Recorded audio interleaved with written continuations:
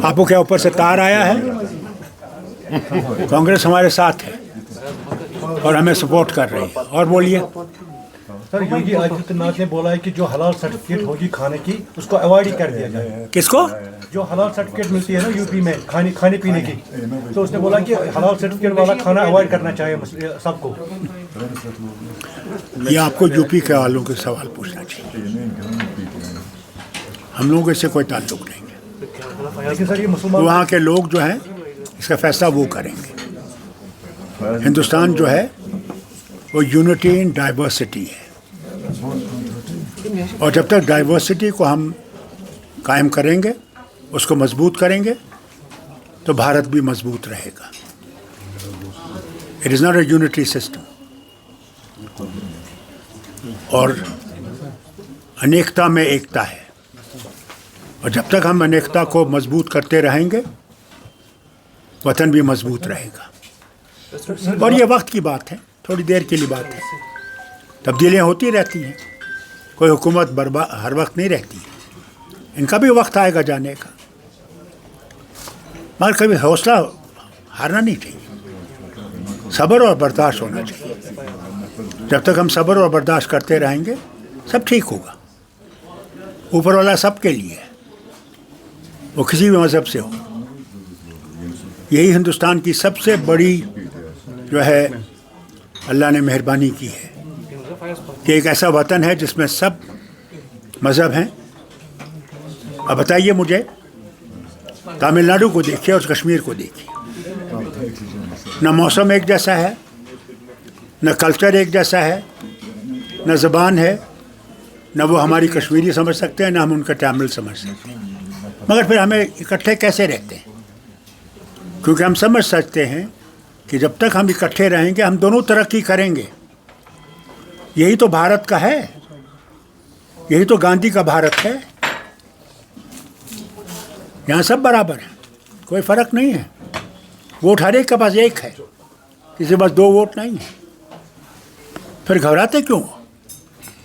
वक्त की बात है, और भी तब्दीलियाँ आएंगी। आगे चलिए। फारूक साहब, पहली बार आप 82 के बाद पार्लियामेंट नहीं जा रहे हैं। पार्लियामेंट मैंने बहुत कर लिया, अब मुझे घर संभालना है। घर आबाद रहेगा तो वतन भी आबाद रहेगा। हमने घर को मजबूत करना है, घर की मुश्किलों को दूर करना है, यहाँ के लोगों को राहत दिलवानी है। यही हमारा मकसद है। पार्लियामेंट में जाने की ज़रूरत नहीं थी। पार्लियामेंट में अब जवान जाएंगे, जो हमारे वहाँ पे हमारी जो मुश्किलात हैं उनको बयान करेंगे। और हमारे पार्लियामेंट मेंबर सिर्फ हमारे लिए नहीं हैं, उनको वतन के लिए भी देखना पड़ेगा कि वतन में जो खराबियां हैं उनको ठीक करना पड़ेगा।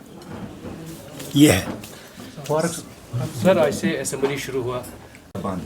देखिए, एक बात मैं आपसे क्लियर करना चाहता हूँ। उन्होंने जो अल्फाज इस्तेमाल किए थे डीसी के ख़िलाफ़, वो अनपार्लियामेंट्री थे, वो सही नहीं थे। मगर उस पर PSA लगाना भी गलत था।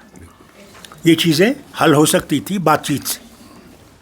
हर एक चीज़ बातचीत से हल हो सकती है, झगड़े और लड़ाइयों से कोई चीज़ हल नहीं होती है।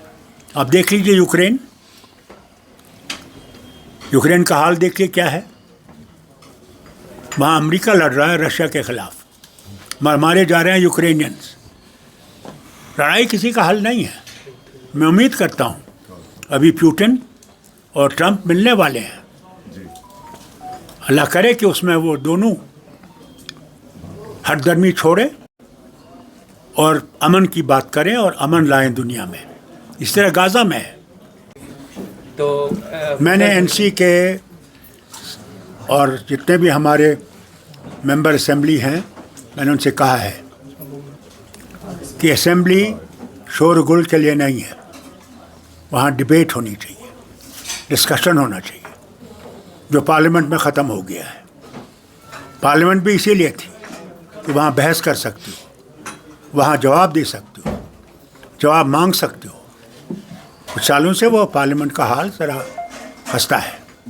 अल्लाह करे कि वो दिन आए जब फिर से उस पार्लियामेंट में, ऐसे ब्रिटिश पार्लियामेंट में होता है, वहाँ डिस्कशन होता है, डिबेट होती है, پرائم منسٹر اور دوسرے منسٹرز جواب دیتے ہیں. یہاں بھی ایک دن وجہ سے واپس آئے گا جب حکومت کو جواب دینا پڑے گا، جیسے اسمبلی میں دینا پڑے گا. سٹنگ ایم ایل اے